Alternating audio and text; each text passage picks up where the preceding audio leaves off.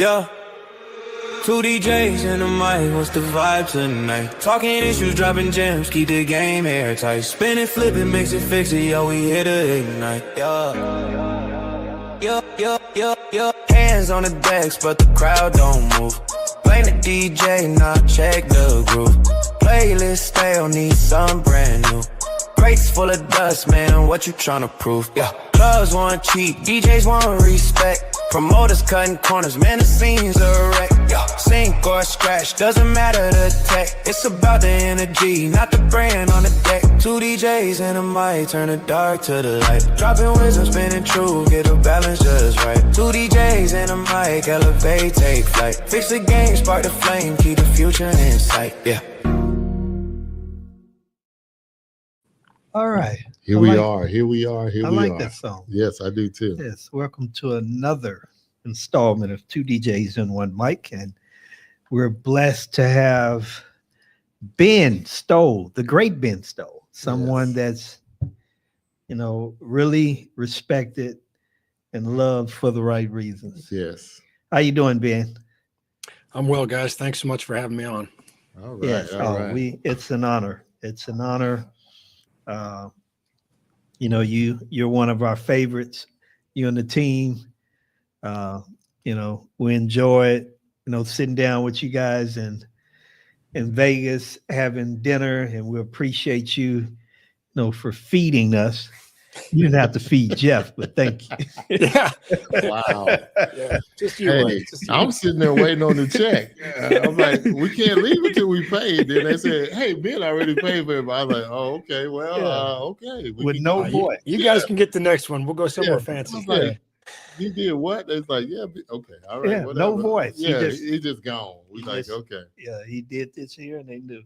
It's an honor to break bread, guys. Yeah, it really is. That's Yes. what we do at all of these conferences: break bread, get knowledge, and make friends, and hopefully lifetime relationships. Oh yes. So this is our first installment with you, Ben, and for those that will be listening, this is something that we will be doing monthly. Hopefully, if God says the same. Yeah. We're going to get in and have some great conversations with Ben. You are a walking encyclopedia for certain things. There was a long pause there. I was wondering what you were going to say. Yes, I wanted to make sure that I said the right thing. It was You were there was so much going through my mind. But I started to help him. Then I said, "No, he told me he shouldn't have fed me. So you go right ahead." Yeah, I was going to say, right? By yourself. Really, what he said, a walking sound engineer. That would have been the sound. Well, he is, and so much more. Yeah, So that would have been the easier one. A lot of knowledge. Yeah, so Britannica. Oh yes. all 80 volumes. Hey, so since it's a DJ show, I could be a Wikipedia. Yes. Okay. Oh, yes. Oh, wow. I'm sure you've heard that joke somewhere before, too. Okay. Probably, yeah. I'm pretty sure. Great. I'm a dad. So I got all the dad jokes, right? But I'm almost going to be a grandpa, right? So I think wow. Congratulations. Yeah. So I got to work on like another level of jokes, I think. But you do. They get worse as you get older, though. So don't worry about it. Wow, man, Ben, you don't look that old. Thank you. I appreciate that. Yeah, you look like you're still 40s, maybe early 50s, if that old. Well, I'm only 50, so when you say let's back up to the 40s part. Yeah, I'm just trying to be. You're not going to get fed next time. Yeah, I don't want to mess it up. But I don't want you to be then started child rearing at 12, though. No, believe me, I wasn't. We got to get some numbers in there. I had no game. It wasn't for lack of desire. It just wasn't there. There was no willing participants. Oh, God. Well, we're sorry to hear that. Well, there's look at me. Like, I'm the living embodiment of, if you can't be handsome, you have to be handy, right? Okay. So yeah. That's why I worked. No, you weren't supposed to agree with me. I'm just saying handsome it is. Okay. All right. Him saying that, it makes me think about the movie Napoleon Dynamite. One of my favorites. Oh gosh. Yeah. Okay. All right. Let's get to business, man. All right. Well, go ahead, Jeff. Go ahead. Let's start at the beginning. How did your journey into electronics and professional audio begin?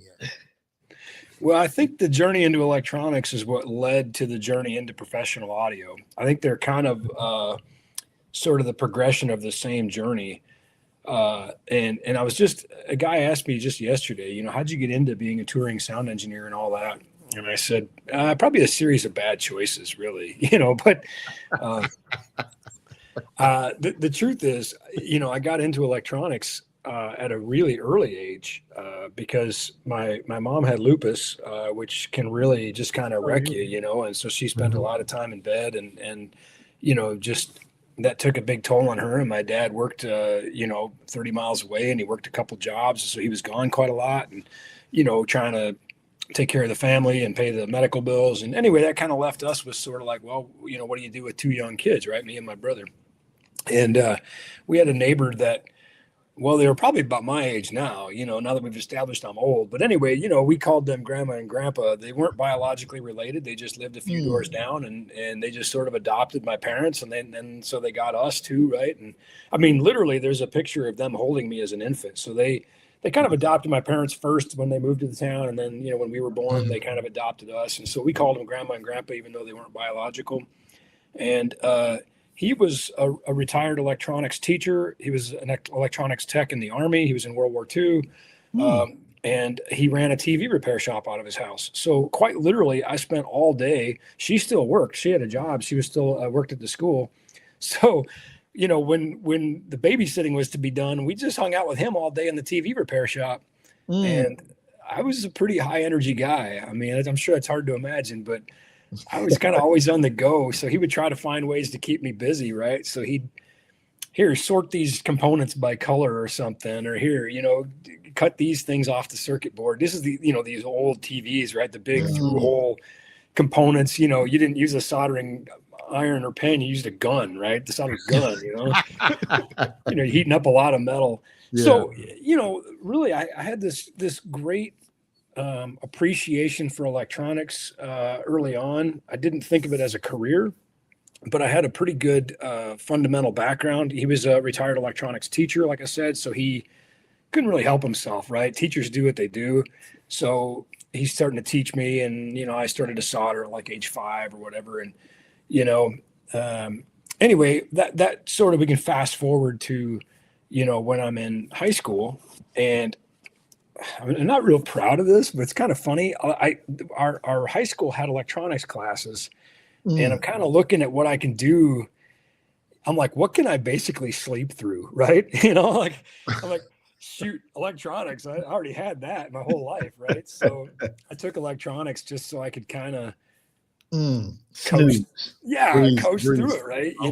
And anyway, through sort of how life kind of throws you some curves, I ended up homeless while I was a high school kid. I ended up living in a homeless shelter. And so quickly I realized that electronics maybe would give me sort of a temporary, I was making strobe lights and color organs and different things like that and selling them to classmates, right? I was also working at Burger King making like $3 an hour, but I'm like, I'm never getting out of the shelter on $3 an hour. No. So I started making electronic devices, and that really is what led to, working with local bands and local DJs, and figuring out that, making and selling the gear was one thing, but then being able to use it tapped into something I didn't really know was there, which was, I've always loved music. I was in band, whatever. And so now all of a sudden I'm like, man, I can marry these things together, right? I can take this love of electronics and this love of music. And of course that's led to, now being able to tour, all over the world and do, pro audio and perhaps even more rewarding to, teach and share with the industry and make friends like you. So. Oh, wow. Thank you. So, man, thanks for sharing that. But going back, if you had the opportunity to change something, would you change it? No, I wouldn't. And I'll tell you why. There's a lot of things in my life that weren't the way I would have wished it to be. There were a lot of situations and things that were painful. throughout my whole life, there's things we could point to. But all of those things are formative and cumulative to who I am today. Mm-hmm. So I think, it's part and parcel. You take it all, right? And, people always ask, if you could go back and talk to 13-year-old self, what would you say? And I say nothing, even though that was a very dark time. Those are some really painful years. Certainly, later teenage years, living in a shelter, wondering, is there any point waking up tomorrow? Like, is there any reason to get out of this bed? Everybody kind of goes through those existential thoughts on different levels. And I'm not, looking for any sympathy at all. I think to the contrary, I'm saying those things were all really formative. And I don't, if I could go back and talk to that 17-year-old who's laying in the shelter on a bed. By the way, I was just back at the shelter. I think they still have the same beds. Actually, I don't think shelters aren't well funded. No, but if I could go back and sit down on that bed next to 17-year-old me who's staring at the ceiling at 3:00 in the morning, would I say, hey, it's going to get better. Hey, it's going to be great. Hey, you're going to give a speech to your peers in Vegas and get a standing ovation. And no, I don't think I would. I'd say, look, man, you got to walk this road. You got to suffer. You got to, those things, shape you. They toughen you. They qualify you. They humble you. They bring you to where you are today. So I don't think I would. Wow. And it's just amazing, Ben, that when we look back on life, it's like those hard times, we do not connect the dots in regards to how they help us when it comes to our success. And I think we miss something there that could actually propel us to be better than what we are. Because Absolutely. it makes you, and I was having this conversation earlier with someone, but those things make you, and if you change something, you don't know where that's going to put you. Yep. You may feel in your mind that it's going to put you in the same position, the same place, and that's not true. No, I don't think it would, I got to ask a question about Dallas, because I think both of you guys live in Dallas, right? But yeah. But before I do, I'll just say when the Mobile Entertainment Expo introduced their Hall of Fame, and when I was surprised to learn that I was inducted in the inaugural class, and I was surprised. I mean, I'm not being humble. I really was like, really? Okay. I'm not sure why, but go ahead. Well, because I think for one thing, like Hall of Fame is, I'm a pretty young guy, right? I was actually the youngest person. No, but age shouldn't have anything to do with it. It's your contribution to the industry, Ben. And my first trip to Mobile Beach, you know who I put on my list to meet first? Ben Stowe. See, that just blows my mind, Jeff. Man, I was so impressed with your videos and the things that you talked about. I knew I had to go meet Ben. And when I met you in that room over there on the side down there in Tropicana, I was like, okay, I've met the person I want to meet. Now let's go see who else out there that I can get to. But it was just meeting you guys or people like that in person, man. But I'm telling you, man, it was cool. So you are a legend, brother. You can say whatever you want to, but you are a legend to this industry. Well, I feel like I've got more to contribute. Maybe that's. You're still contributing. You don't have to stop. Yeah, I appreciate that a lot, Jeff. I do, and I don't really even know how to respond to the compliment. I'll just say thanks. But I don't know why you're being so humble. But I understand. Sometimes we don't see ourselves in the light that other people see us. But I think that's it, right? I think that's it. I know I've contributed a lot. And thank you for that. But I feel like there's a lot of unfinished business, right? I feel like I've got a lot more to contribute. So yeah, thank you. I get anyway. I'm not getting compliments, as you can tell. So I understand. I'm sorry. Okay, my bad. No, you're good. No. Actually, I'm going to tell you 2 short stories now. Okay. And I don't have any short stories. Who am I kidding? But I'm going to tell 2 stories anyway. So it's all right. So when I was inducted into the Hall of Fame, I brought my first lights that I ever made. Again, going back to the electronics shop days, right? I made these lights out of coffee cans, right? And because I couldn't afford to buy lights, and I was like trying to go out and start do gigs and stuff now. So I'm like, well, I can paint them black, and nobody will know the difference, right? And they didn't either. It's a little bit scary, but they were pretty. Man, those things are so sketchy. Anyway, but I kept them. I still have them, and I keep one in my office at home. And so I took my award plaque from the Mobile Entertainment Expo Hall of Fame, and I took my coffee can. And I reached out to the current executive director of the shelter, and they know who I am because I've stayed involved in some ways. I don't want to talk to myself at age 17, but I couldn't even if I wanted to, but I can talk to these kids at age 17, right? And I was able to go back to my old room where I lived, right, where I started this journey, and just sort of take it in for a minute with that light in that plaque, and just sort of think, wow, what a trip. Yeah. Like what a cool journey. And one of the staff workers there, who's younger than me now, right? The staff there is now younger than I am, but they said, why did you come here? And I said, that's a great question. I said, and of course I want to tell you that I came here for the kids that are here, and I did, because I want them to see this journey is possible, that you can go from wondering if it is literally worth taking another breath to having somebody like Jeff make you number one on his list to see at a national trade show in Las Vegas. That journey is possible.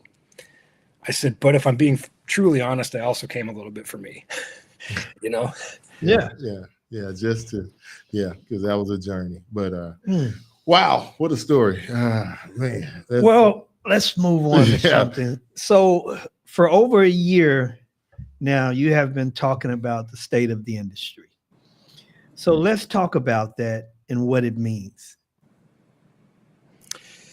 Well, I love that my speech in Vegas was so well received, because I honestly didn't think it would be. I really thought I was about to become the most hated guy in the industry. But I felt love you more. Thank you. And Kevin, I'm sorry to see about your snow. We don't even have snow hardly anymore here. Minnesota, you guys got all our snow. So, but you can keep it. I don't want it. But I'm really glad. I was really encouraged by how the speech was received. I was really encouraged by the conversations that occurred from that. This one being notable, but also so many others. The conversations that it spun off on the forums and the action that it's creating. Because if we want to be honest with ourselves, and we don't want to be honest with ourselves because it's not fun, but we need to, right? If we're honest with ourselves, we don't have an industry. There is no state of the industry because there is no industry. Wow. If you look at other industries, we aren't there yet. And I think that there is a generation of people who've done a tremendous amount of good towards helping to create more of an industry out of what we do as mobile entertainers. And certainly there are lots and lots of people who work hard to run professional businesses. And that's why they watch things like this, right? You got something better to do on a Tuesday night, but they're watching this because they want to grow and improve their business. But how many times as a DJ has somebody asked you, what's your real job? Yeah, Mike talks about that all the time because we don't put any kind of respect on it. It's just something that people say they do as a side hustle. And sure. Yeah. And there's nothing wrong with that. Look, if you have a real job and you DJ, I'm not putting you down. That's not my point. That's not my point at all. My point is perception, that we are not perceived as having an industry. Wow. My daughter is a dentist. Nobody asks her what her day job is, right? Yeah. So I think that as an industry, we have to take some ownership of that. I think we have to look at why people perceive that. I think there is an awful lot of we kind of want our cake and eat it too, right? We want our clients to respect us and treat us like professionals and, pay a premium rate. And then we don't necessarily want to do the same with, our vendors and partners, right? And clients aren't dumb, guys. They're not, they see it. They can smell disingenuousness, right? So I think it's about trying to look at our industry and obviously one I love. 32 years. It took me out of that homeless shelter. I don't think I need to tell you how much I appreciate that industry, or this place. So none of this comes from a place of judgment or a place of, putting my peers down, but rather a place of love, a place of, hope for us and the generations behind us, that we can continue to make this more legitimized. I think it's better than it's been. I think, if you look at, certainly, like I picked on my friend Mad Joe Martin in Vegas, the OG legend, right? 1976. Believe me, nobody thought of DJs as a business back then, right? No. And, you have this whole culture that came along with it that has helped to create some legitimization for it. But we've got work to do, guys, and we can't just rest on our laurels here. We can't just say, well, good enough is good enough. We still are kind of a very loosely formed entity. And I said that a little bit when he talked about attendance at these shows and, how do we interact with each other in terms of, continuing education and colleagues and peers, and what are we doing to create a more sustainable industry? Absolutely. Yeah, that was a lot. And to hear you say that we don't have an industry, those are strong words, but it's accurate. We don't act like an industry. Not in the slightest. Even for those of us that tend to come together as one united front, there's still so many of us that makes that look like it doesn't exist. And for me, I think what's important is like what we're doing now. These conversations have to be more frequent, and not just frequent conversations, but the actions that come with that. And that's important because, you have a group of people that this has changed their entire lives, and they have generational wealth from it. But we still are not an industry. Yeah, the fact that you can make a lot of money from it doesn't mean it's an industry, right? Yeah. So I think that's really smart the way you said that, Mike. And one of the things I want to caution people a lot. Yeah, absolutely, Kevin, you're right. Musicians are in the same boat, and let's be honest, a lot of us came from that. We don't like to say it, neither do the musicians, right? But we're from the same root, right? We are. We're trees of the same root, you know. And the busking culture and the gig culture and all that, it's always going to kind of be that way, I think, to some degree. But we have a choice by the conscious decisions we make and the actions we take, and the ways that we can, congregate, whether it be in formal associations or informal congregations or both. I think we can continue to create legitimization and raise the bar. And I think clients will see that. But one of the key things I want to say is all of us know a guy, so to speak, right? We know somebody who's a knucklehead. They're not doing a good job. They're not doing a good job of making our industry look like an industry, right? We can all think of a DJ that helps perpetuate that being a punchline, right? Mm-hmm. Yeah. Now, listen, let me just say this. I was a 17-year-old kid with coffee can lights. I was probably a bit of that guy, right? Yeah, but man, you were trying to do something. It wasn't because you didn't have the money. These people make the money and don't invest back into their stuff. And I call them minimalists. They do the minimalist. They're doing the minimalist amount of work to get the maximum money they can get for what they do. Well, okay. Here's what I'm going to say, though, and I don't think we can save everybody, so to speak, right? We get all evangelical in here, but I think, here's the deal, right? If we go put those people down, we're going to create separation from them and us, and we are not going to create conversation. We're going to create adversaries. We're going to push them further away from wanting to be where we want the world to be. So as hard as it is, we need to engage them as colleagues, and we need to have those conversations, and we need to try to help raise them, because a rising tide raises all boats, right?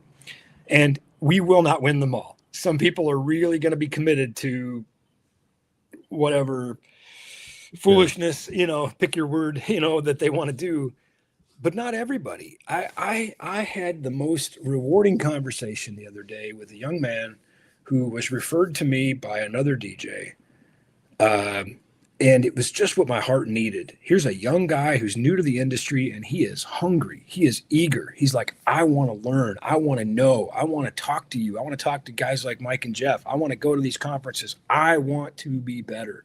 And I'm like, see, they're out there, right? And at some point, you can create enough gravity where if there's enough legitimate players in the space, the other guys either are going to want to be a part of that a little bit, or they're going to have, they're going to get clients, the separation's going to occur, right? Yeah. It happens all the time. Cream and the, whatever. Yeah. I got you. Yeah. Well, this has beaten your story, Ben. Mr. Pitt said he made lights using a milk carton.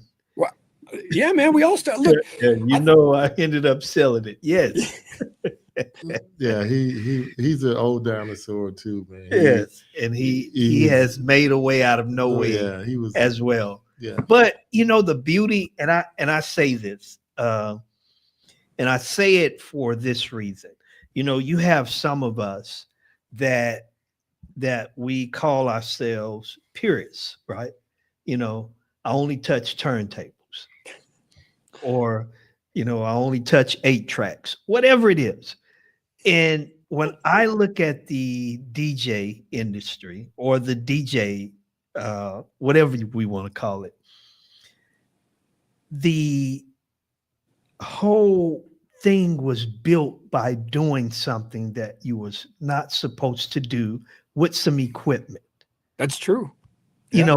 The whole DJing was built on pushing, the levels to things that nobody knew. If we go back and look at and make a movie on it, and the guy pulled the record back and the whole house like, oh, what happened?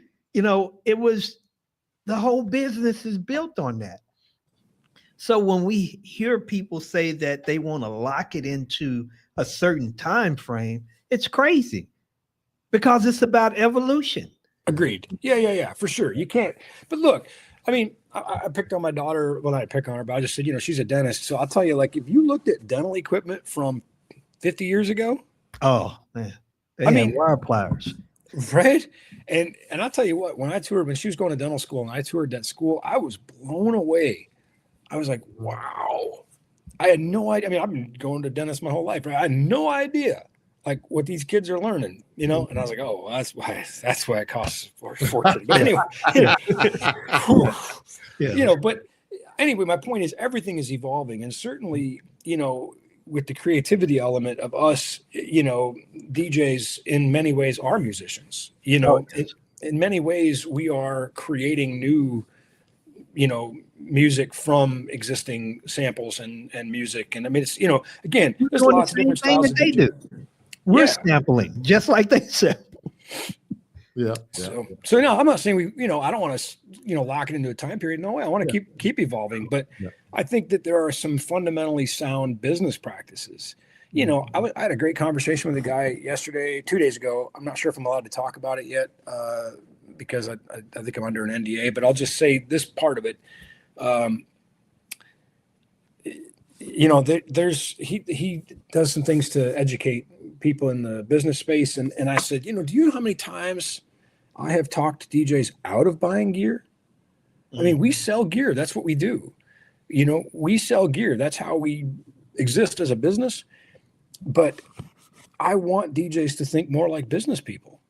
I want you to be successful. I want you to make money, understand things like capital acquisition plan. I am probably one of the most universally hated guys by wives in the country because their husbands buy DJ gear. And and I'll tell you what, in reality, those wives should love me. Absolutely. Because their husbands should be using that gear to make more money. Exactly. And they're getting the right gear, not just some gear that some sales rep came in there and told you, can you push this for me? No, that's what I want. Yeah. Guys, I want you to buy the right gear. I want you to be successful with it. I want you to help raise the bar for all of us. I want you to be successful and make money. So, and look, this is also self-serving. You know, if you're making a lot of money, you can spend more of it, you know, but I'll tell you what, my best customers are some of the most successful business people. You know, they just, you know, they place large orders. There's no, you know, I don't want to say hassle about it, but they just like, here, I need this, and this, you know, and it's simple, right? And, you know, or they'll say, hey, I need a solution for this, and this. And we engage each other as professionals, right? Mm-hmm. I respect them and I treat them, you know, I give them, you know, great service and great price, the things that they expect, you know, but time is money and they don't want to mess around. They don't want to, you know, fooling around, just like, give me the brass tacks, Ben. You know, I trust you. Give me this, right? Yep. So this will jump us right on into our next question. Why should we shop from the small store, in your opinion, from the small shop owners like NLFX and others? Well, I think this is going to sound self-serving too, because we are a small shop, right? It's okay. Go ahead. But, you know, I can say, I mean, we are a business. It is our mandate to, you know, make a profit, right? We have to, or we're going to go out of business. That's plainly understood. However, it is not our motivation. It is not what drives us every day. In particular, NLFX does not have a single commission salesperson that works for it. And when you look at, and maybe that makes us foolish, and maybe that's, you know, why we won't succeed, you know, because our motivation is long-term thinking, helping our customers become more successful. And then we're sort of banking on that relationship being, you know, some level of, you know, symmetry there, right? You know, whereas a corporation, a private equity corporation, their only motivation is profit. Simple, as simple as that, you know. And when this is as old as time, but when these entities are no longer profitable, they just divest them, right? You know, when Toys R Us wasn't making money, nobody cared about Jeffrey and the kids. It's like chop, chop, off you go, right? You know. Mm-hmm. Thank you, Mitch Taylor. Those are kind words. Yeah. That is coming from a true legend right there. Mitch Taylor is a true legend. Yes. A wealth of knowledge. Yes. I love that guy. Yes. So kind of going back to this, you know, our industry, why is it all of our responsibilities to fix it, Ben? Well, because you're the ones who are going to suffer if it goes south. I mean, to be blunt, right? You know, if you guys think that lack of choice is good for you, you don't know anything about economics. I'll just be honest. You know, if you think that private equity is going to have your best interests at heart, if you think that, you know, eliminating small independent dealers and limiting your choices to 2 or 3 extremely large corporations is good for you, we're going to revisit this in 15 years, and I think you'll feel differently. But here's the deal. There's not going to be any going back from that. And I know some people are like, oh, geez, Ben sounds like the crazy old guy on the hill. Hey, guys, in 15 years, I'm going to be retired. It's not my problem. You know, this isn't really about my retirement fund, right? This isn't really about my career trajectory. That's pretty well set. It's about trying to leave this place better than where I found it, you know? So I think that, you know, certainly we want you to support us because I think we do an awful lot to support the industry, but there are other independent dealers who you could also support. I think that's the key, right? It's just think about where that, yes, 100%, Metro rising tide raises all boats, right?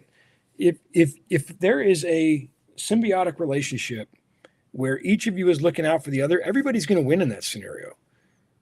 And like I said, the only motivation of, you know, some of these larger corporations, and I'm not knocking them, right? If you own stocks, well, then you're counting on that company to make money at all costs. But when we look at how that has transpired throughout, you know, certainly from the 80s, you know, we look at some of the issues at, you know, at Boeing, for example, you know, where, you know, you used to have a company run by engineers, and pretty soon, you know, they start chopping things up and parting things out and these modules. And then we all saw what happened from that, right? I'm not trying to pick on anybody in particular, but it's just a pretty good example. And if you haven't watched some of those documentaries, it's pretty telling. When you put all the emphasis on profit, when you put all the emphasis on your stock reports and your shareholders, I don't think that's good for the customer, right? So, and I will say, and I can say, as the president of the company, our focus is on the customer, period, plain and simple. I would agree. Yes, and it's just amazing. I think at the end of the day, we all want good customer service. We want our questions answered. And even though we don't say it, we want to be guided in the right direction. And when you have that type of situation, we should run to it. We should support it in every way known to man. It's nothing like a new piece of gear coming out and say you don't have to go and fully educate yourself, or you may not understand, and you can pick up a phone and call someone and say, hey, I'm thinking about buying this. Can you tell me, the keys to this piece of gear? Why should I or why should I not? Yeah. And to get that information in a way that it's not salesy, I'm educating you. If you want to make the next step, yes, we have it in stock. But if you don't, when you walk away, at least you know why you should buy it or why not. The pros and cons. Yeah. And we don't talk about that enough, and we don't share that enough. And some of us, we just hold on to that and well, I can call Ben at any time. That's great, but tell somebody about Ben. Tell somebody about NLFX professionals or other, small places that do these things. Yeah. Absolutely. Because yes, you can go on Amazon and you see the specs and you see all of that stuff, but man, it's still a lot of questions. Yeah. And here's the deal. There's no downside. There's no downside none. to working with a company like us. It's not like Amazon is cheaper. Usually they're not. It's not like, these other corporations are offering you any real advantage. I mean, maybe the only thing I could say is okay, well, you can get same day delivery maybe in some markets from Amazon. That's it. Listen, just plan better. Yeah, just plan. Don't be so spontaneous. Yeah. I mean, that is one thing that fries me, guys, a lot is, again, I buy gear too, because I still go out and use gear for tour. We talked about some of the shows I'm working while I'm on the road this week. I'm clearly in a hotel, but I'm going to own that gear, for 10 or 15 years. Yeah. Mm-hmm. I mean, just think ahead a little. And that's what I'm trying to help people do too, is to make good decisions when you buy that gear so that it makes you money, so that your wife is happy when you buy new gear. Now, some guys are out there like, this guy's crazy. No, listen, my wife just signed the checks for all the gear, And the crazy part too, Ben, when you think about it, when you say it like that, some of us, or a lot of us, we have our gear longer than we have cars. Yeah. Yeah. Yeah, you can. If they last that long. Yeah. And I'm just saying, when we're going to buy a car, we're taking every avenue. I need to know all of this. I don't like the way that you're talking to me. I want to talk to this salesman, whatever it is. We're doing all of those things. Yeah. So, oh yeah. Yeah. Treat it like a capital purchase. That's all I'm saying, Yeah. right? It's, nothing wrong with splurging once in a while. You see a toy you want, fine, but that should be like a once in a while. But, loudspeakers, things like that, these are capital purchases. They have long amortization schedules. And I know that right now, as soon as I said that, I probably lost a whole bunch of G's. They went, what's an amortization schedule? Listen, I'd love to tell you. That's what I'm talking about, right? Understand how this works. This is how businesses function. And that brings us back to having an industry. It's run your business like a business. And I'm not putting anybody down who doesn't want to do it. Yeah. But I'm telling you that there are a lot of people that do, and you're the ones I'm talking to. I want to help you be more successful. So do Mike and Jeff, and so do a lot of people in this industry. But we have to come together to do that. We need gathering places like the conferences. We need, real conversations on the forums. We need business education. And, look, if you're just tuning in now and you missed the whole first part, I started by making lights out of coffee cans in a homeless shelter. I didn't know any of this stuff. Exactly. Also, Yeah, education. I'm not as smart as you think I am. So if I can learn it, so can you. Absolutely. Yes. All yes. Right. And he's telling you facts. He lives in the coldest place in the world. So he's not the smartest person.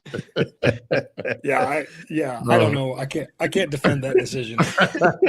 Hey, we none of us control where we are reared at and where we decide to stay. All right. It's nice this time of year. It's nice. What is it? 27? It's 29. Oh, It's wow. about 2 degrees. Get out of here. That's way better. That's nice. Wow. Yeah, that's nice. That's nice. It's almost better. I didn't wear a jacket all day. Of underwear. Yeah, we'll be there. Yeah. No, we won't. Yeah. What's the difference between? Have you guys ever been ice fishing? I'm going to interrupt your question. Have no. You guys ever been I have. Out in Lake Michigan. Mesquite. Okay. I haven't. Okay. All right, Mike, you're gonna come up. We're gonna take you ice fishing. Yeah, it is so crazy to walk out there. What used to be like a lake or ocean, man, it's crazy. Well, it's still a lake. It's just frozen. I mean, but it's just crazy to think that they had boats parked out there in the docks a few months ago, and now it's frozen as far as you can see. Yeah, I think one of the most beautiful things to me is Niagara Falls when it's frozen. That is so incredible. That's incredible. But I'm not for killing animals, but in order to get me out there, you're gonna have to give me the hide of a buffalo. I don't think that's the warmest thing, but okay. I need the whole skin of a buffalo. We have synthetic fibers that will keep you warm. Yeah, you don't have to, they know what to wear. You just don't. You're gonna have to. Yeah. Just the thought of it gives me chills. You know what? Man. I don't know. I was going to share a picture of Kyle, our business development guy. Go ahead. All right, let me see if I can do this because we brought him up ice fishing. He lives down in the Omaha area, so he's a lot. I'm gonna read this question while you look for that picture. What's the difference between a system that is just loud and one that actually sounds great? Show Kyle. Yeah, we're gonna show Kyle and his fish. Let's see if I can. I'm gonna do this. All right. And I know it. I think we have to invite you to nope, not that way. 80 in Virginia, I would melt. Oh my gosh. Let's see. So does it? Let me just see if I can do this. Let me just see if I can share an image. It looks like I can share an image. Yeah, I think you can. Yeah, you can. All right, I got to export this out of iPhoto real quick. So I see how old I call it iPhoto still. Whatever it is, photos now. Okay. We all got old names for iPhone stuff. But all right. Wow. Man, 29, Jeff. Hey, that's why we're here. Yeah. And they're there. You're right. Let's see if we can bring Cal to the stage. Oh, yeah. Oh. Oh, God. Those that are wondering, that fish is called a tulipy. I think it's part of the salmon family, if I'm not mistaken, but they actually stink. They smell like burning electrical fires. But anyway, really? Yeah, it's a weird smelling fish. Electrical fire? But cooked or before they're cooked or just period? Man, when it came out of the hole, and you're saying wet hole, so there's a hole in the ice that you put a line down in, and so you catch the fish, you pull it out of the hole, right? And what we're in there is called an ice house or a fish house. And you can see behind Kyle, there's some bunks, there's bunk beds, and guys, a lot of guys don't even really care about catching the fish. They just go out there and, bring a deck of cards or, whatever. And, of course, some beverages and, but anyway, no, it's a lot of fun, Mike. I don't get this. Here's the deal. I'm a workaholic. I don't really ever take time off. So my motivation in bringing you up is if I take you ice fishing, I'm going to go ice fishing. You know what I'm saying? Wow. All right. I bet Cal enjoyed that. All right. Back to our loudspeaker, sir. Wow. Man. Kyle doesn't know I'm showing pictures of him catching fish. That's either. Okay. We'll tell him later. Yeah. You don't need to know. Yeah. So I think the real difference into your question here is you can make a clock radio sound loud, and a lot of times you will have people that will find something to sound loud because it's grating or abrasive, piercing, they use words like that. And, we could probably isolate that to frequencies in like the 2K, 2.5K, 3K range. Mm-hmm. But a system that actually sounds great can be much louder, and it will not sound as loud. And you might say, well, that doesn't sound like a good thing to me because I want to be, yeah, Kevin, you heard wrong, by the way. You heard wrong. But you know what I'm saying? So I think, a musical system that actually sounds great is really quite rewarding. You go to a concert and it can be loud, but it's also enjoyable, Yeah, I like that, enjoyable, instead of just ear piercing, loud, make you want to run away from the speakers and all that stuff. And I got to say, guys, that is one thing that concerns me with DJs. I've done a lot of blind shootouts. I've done a lot of different things. And I know that having a trained ear it takes training, right? For me, for everybody, right? But there are times when DJs will say things like, doesn't that sound great? And I'm like, no, it does not sound great, And I don't know. That's something I got to figure out how to help the industry with. But I'm like, no. We need some type of tool. Yeah. Well, I always tell everybody to go out there and walk and listen. But even in walking and listening, Mike, you know if it sounds bad. You just lying to yourself. Well, a lot of people lie. Yeah. I think so. How do we stop them from lying to themselves? I don't know. Sound police or something, but I go some places and I'm like, oh my God, does he not realize that he's about to blow the bottom off the bottom of that speaker? Right. Or I was somewhere and it was like the speakers had no mids and highs, but they turned them off. They probably had blown them. And it was just like, I'm like, and people are in there dancing. I'm like, what? Well, they don't know the difference. I mean, they do. They do know the difference. I'll correct you there, but they may not. First of all, they don't have a choice, right? Yeah. If you're there for somebody's wedding, your choice is like, well, this doesn't sound good, so I'm just gonna, bail. And I think some people do, and sometimes it's subconscious.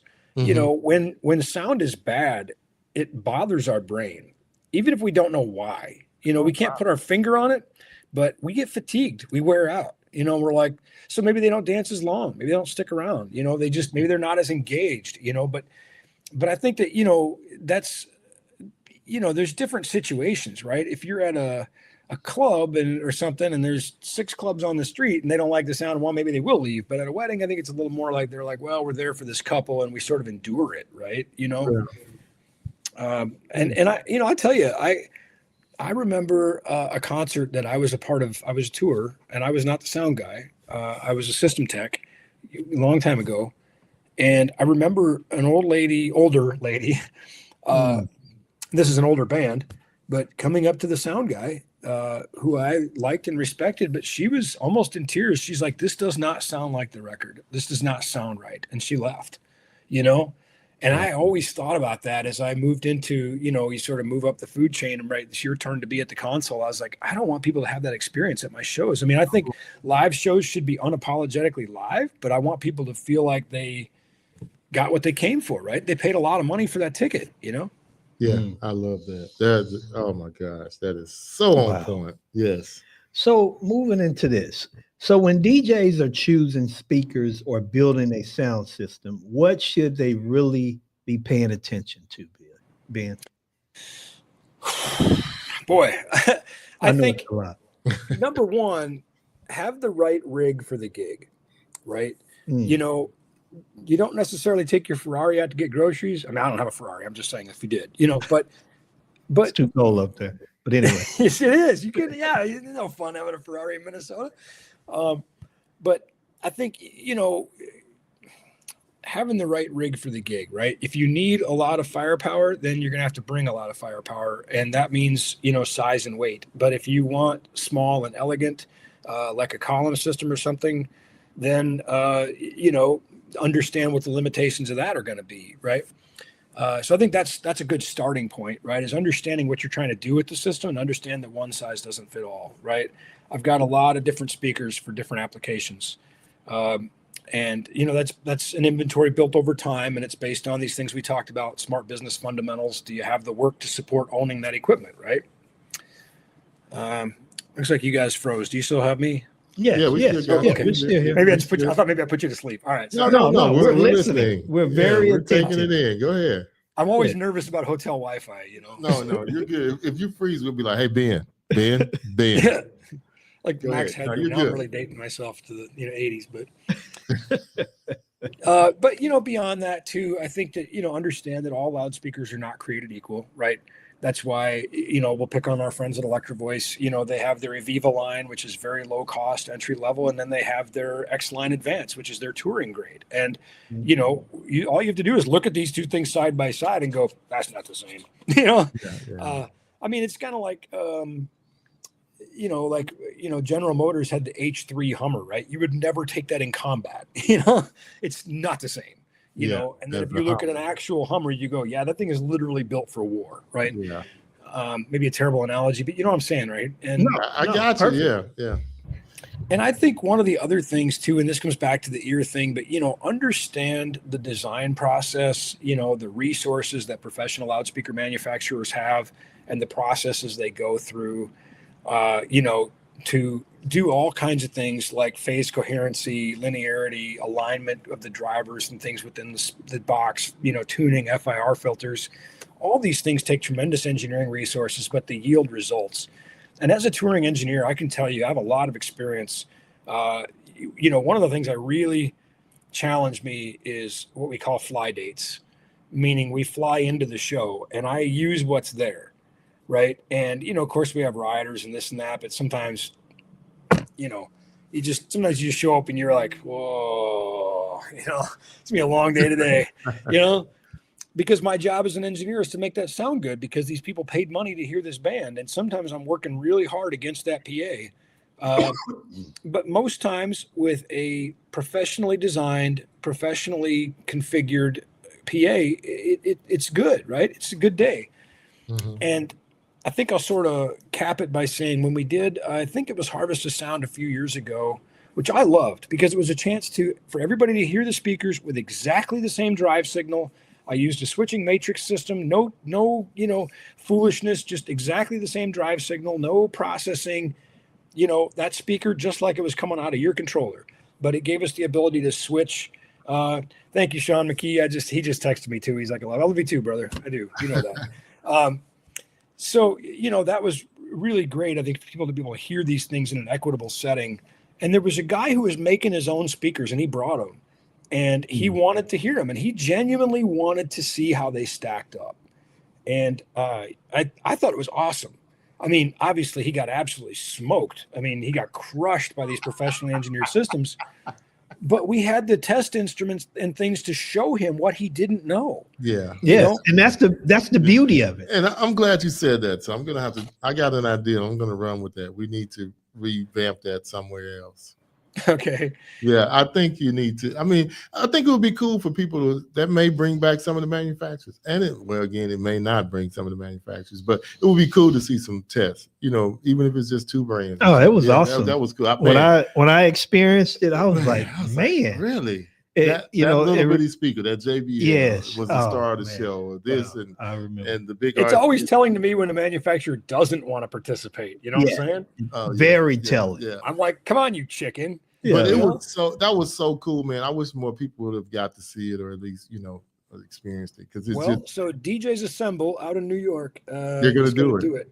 And I got to figure out I got to skedaddle. I got a Travis Tritt show, and then I got to find an airport and get to New York, and then I got to get back for another show. But I mean, you'd almost have to, break my legs to keep me from making it out there. So if if I can get out there, you can get out there. We need to call Chris. Yeah. We need to call Chris. We may have to try to come to that. All right. Moving right along, Jeffrey. If you're serious about that's not right. That's not right. That is right. No, it's not. But go ahead. Go with okay. How important is speaker placement and room coverage when it comes to the audience experience? I think it's really important. and I realize that we don't always get to choose, right? The old saying, nobody puts DJ in a corner, right? But of course, that's where we always get stuck, right? Yeah. DJ's over here, dance floor's on the other side, right? It's like, how's that work? It doesn't. And grandma's table is right in front of us. Right. But here's the deal, guys. When we achieve greater legitimacy as an industry, less of that will occur. Mm-hmm. Wow. I need to mark the tape. Where we at on that? That will definitely be a quotable.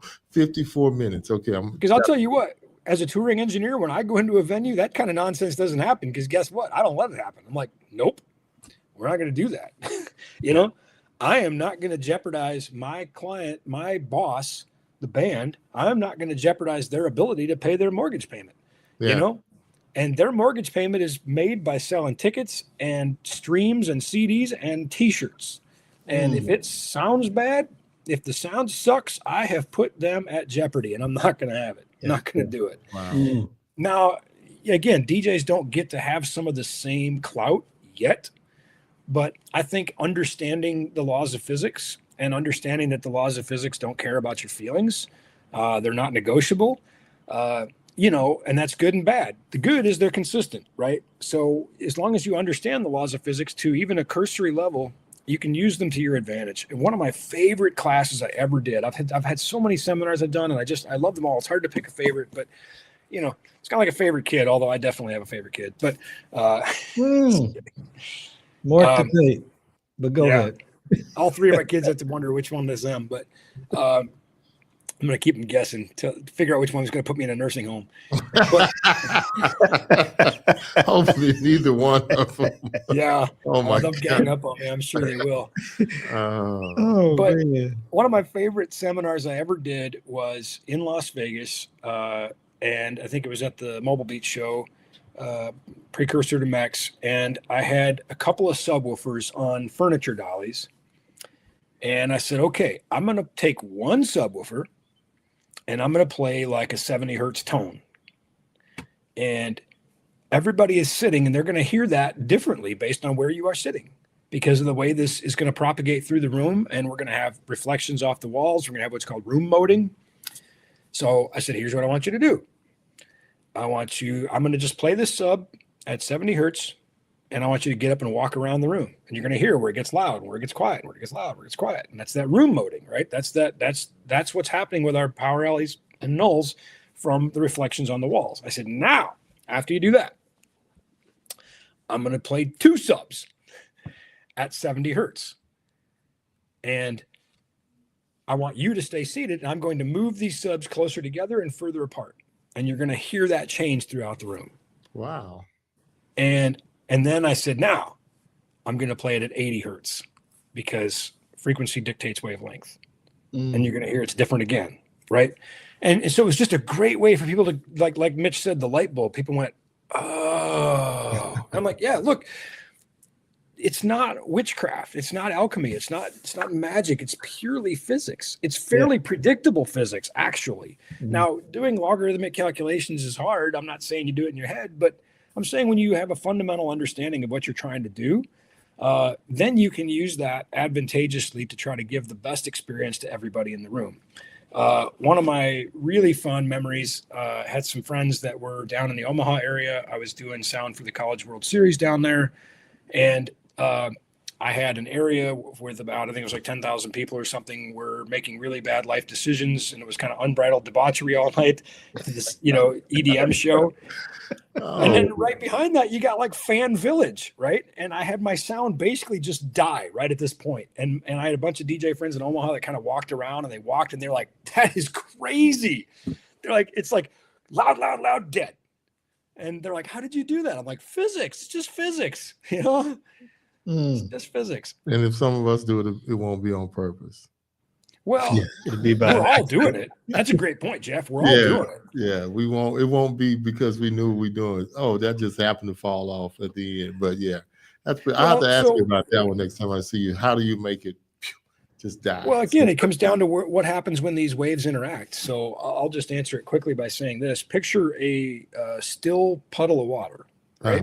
And if we drop a rock in there, it's going to make concentric circles, right? what if we drop two rocks a couple feet apart? What happens when those waves meet each other? Because that's sort of analogous for what's happening with our each other sound. out. Yeah, yeah, they can. Yeah, or if they arrive in phase at the same frequency, they're going to get bigger, you know? So we have summation. You can have summation or cancellation. So And, did y'all coordinate, you and the other engineer? well, I was the only one. That's always easier when you're the only one. Yeah. That's always easiest when you're the only one. Yeah. Oh, okay. All right. Yeah, I you're was not in fighting. charge of it all, but anyway, yeah. All right. So, what are some of the biggest misconceptions DJs have about sound systems today, in your opinion? Oh, you know, dear viewer, they didn't tell me these questions ahead of time, so I am really just punting on every one. And I these are all just sort of first reactions to these questions, but I think that, you know, one is that, you know, wattage equals output. It doesn't. Wattage is a measure of electrical work, not necessarily sound. Two, I think, is that there is somehow some magic free lunch, you know, like we talked about the differences in construction and cost, and, you know, that somehow this magic speaker that's a third of the price of everything else is just as good. And that's, you know, I don't even want to give any time to trying to, I don't even know how to address that. Right. It's to me, it seems like such a common sense thing, but I don't think that's even that big of a misconception. I think most DJs get that, right? But there's a reason. There's a reason that these Nigerian princes are still in business, right? Like people are still giving them money and stuff. Like people want to believe things that aren't true. They want to, it's, you know. This is walking up to the edge, Ben. I'm trying to keep you from walking up to the edge. Oh, but you know, I really want to ask a question. Go ahead, ask. Okay, yeah, do it. There's a bunch of speakers out there that are coming along at half of the price, and I don't know if you want to call any names, but have you tried some of those new ones that have come out and listened to them and had thoughts on them? One in particular. Well, we all know what we all talking about, so yeah, you don't have to say anything unless you want to. I don't really care. But I don't even want to. You know, it's kind of like Beetlejuice. I don't even want to say their name. You know, okay. But all right, good. Here's what I'm going to say. I got it with the intention of trying to make a helpful, thoughtful video on the differences, because there were some things that were immediately striking to me. Like, for example, waveguides. In this one particular example, they literally skipped every other waveguide in the top. And I'm like, and me and every other pro engineer, like, we were like, that's not how waveguides work. Like, that's not that. Like, tell me you've never designed a speaker in your life without saying so, right? It's like, that is honestly what intrigued me, where I was like, that is such a rookie move. I was like, I gotta see what else is going on here, right? Okay. And when I opened the speaker up to look at the construction of things inside and to look at the quality of components, literally, like, the Bluetooth module was hanging off. It had already separated from the board, and I'm like, I'm not even gonna make this video. I can't. I'm like, nope. You know what, guys? Look, I really kind of had that. I had that moment where I was like, look, I work for Grammy winners. This is stupid. I'm not even gonna give 5 minutes to this. Wow. Okay. All right. Well, you answered my, but wow, I'm just saying. You know, the problem is it's like the lemon car. We got a lot of, we're starting to get lemon speakers, lemon products. Yeah. I think the problem will solve itself. You know what I mean? And again, look, okay, back up, time out.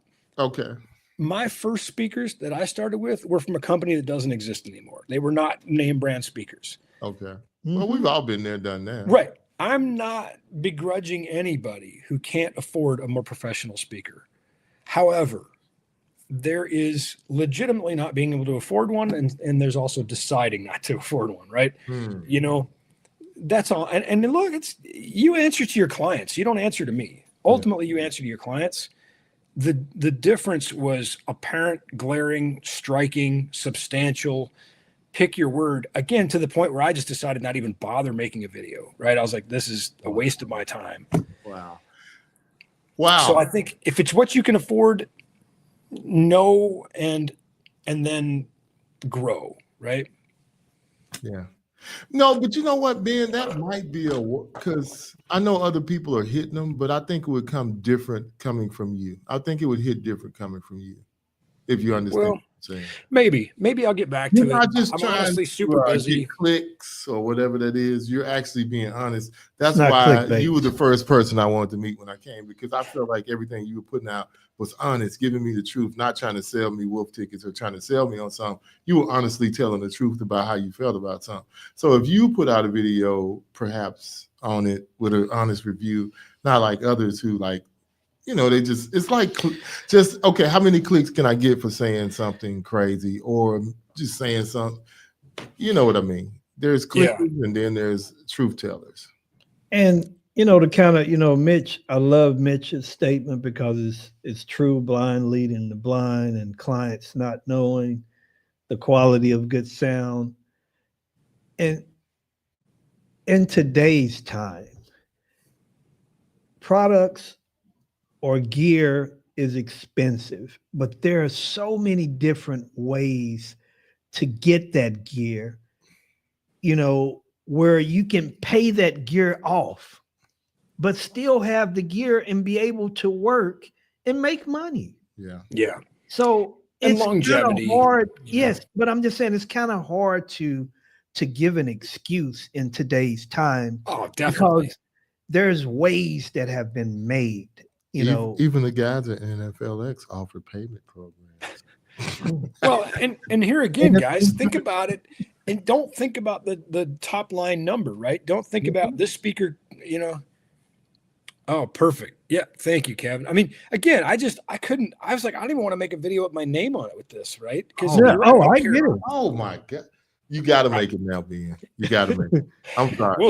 We'll see. I mean, You know, just give your honest reasons. You ain't got to whatever, but I mean, just the honest reasons why you know, like they didn't understand waves. They didn't do this. The quality and well, I'm gonna tell you it's what the more biggest so clue to what me. you should look Yeah, for. the first clue to me is whenever I see the metal thing on the outside of a speaker, I'm automatically out.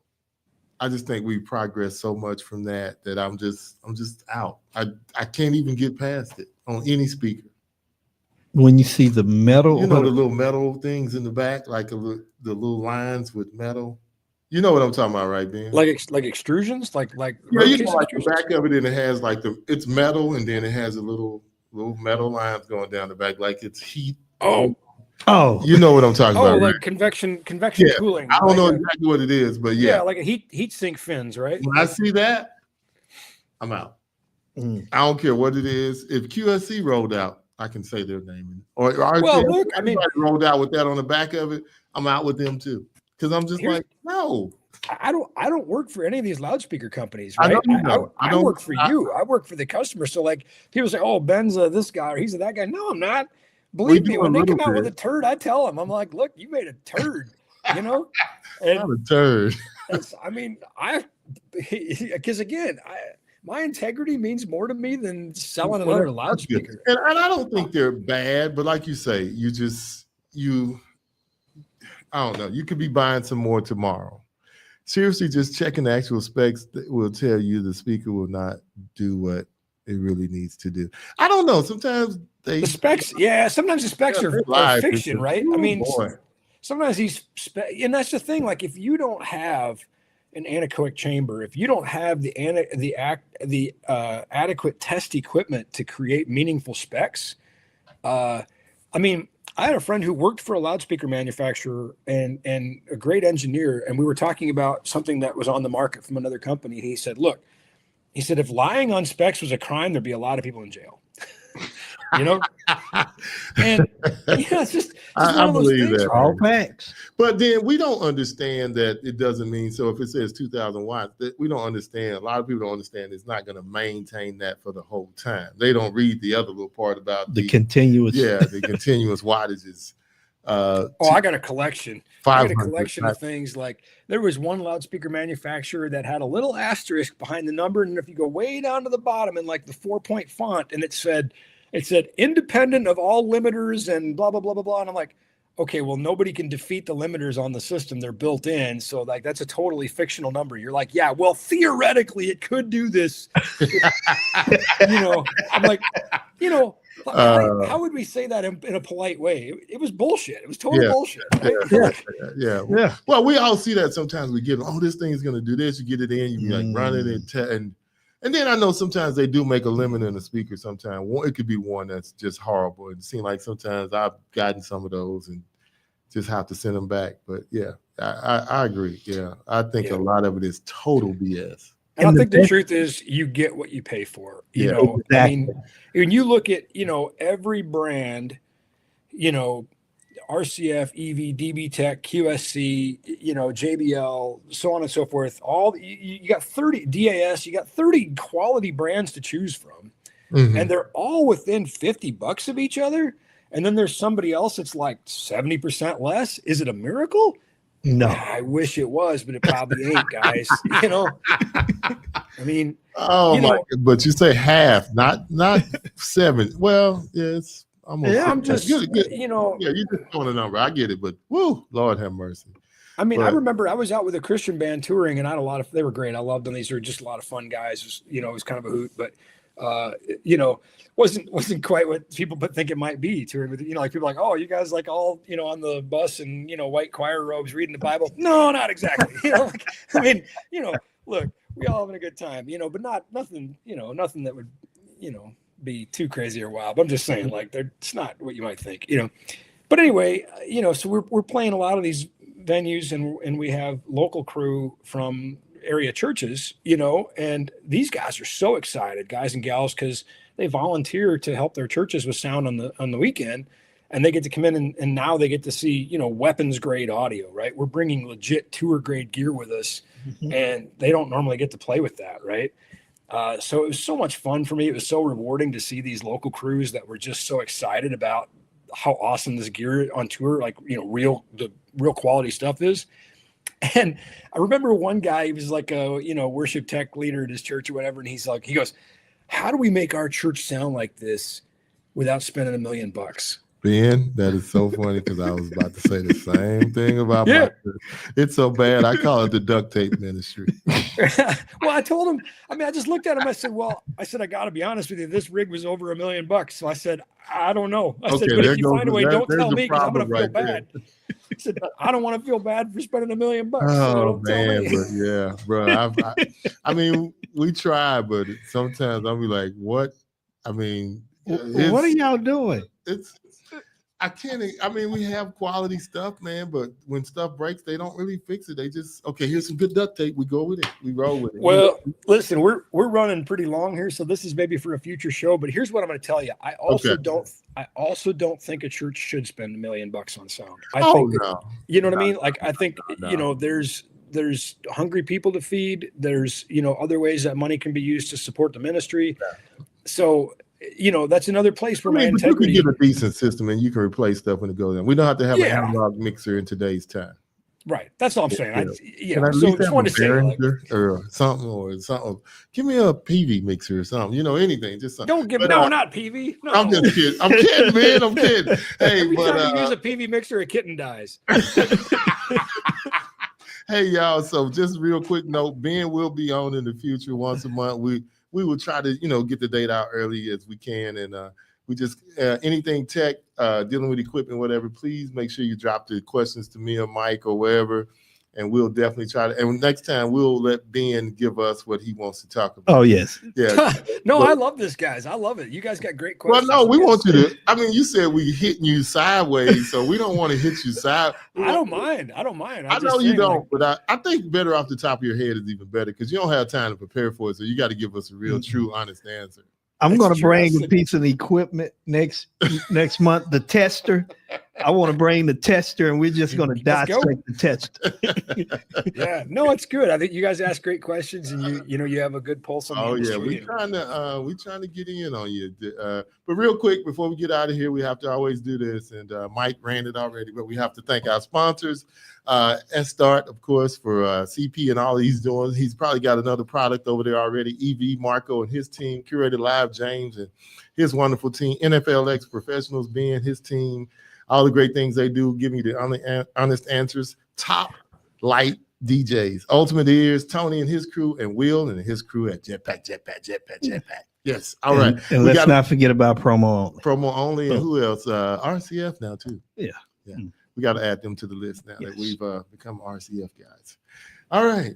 Well, Ben, we thank you. Hopefully you can get some rest and get ready for your show tomorrow and everything. Oh, he'll be there all weekend. He's Yeah, we got a he's 8 a- a.m. walk and chalk. So walk the arena floor and chalk out where the motors go and 8 a.m. So. All right. You're gonna give me in trouble, bitch. Another quotable. Well, we thank you, Ben, for jumping on with us, man. We're gonna let you go, get some rest, and y'all, we'll see y'all next week, right? Yes, here. and we'll see you next month, Ben. Same bat Sounds channel, good. same bat station. Yes. Y'all have a good one. Thank you. In the mic, what's the vibe tonight? Talking issues, dropping gems, keep the game airtight. Spin it, flip it, mix it, fix it. Yo, we here to ignite. Yeah, hands on the decks, but the crowd don't move. When the DJ not check the groove. Play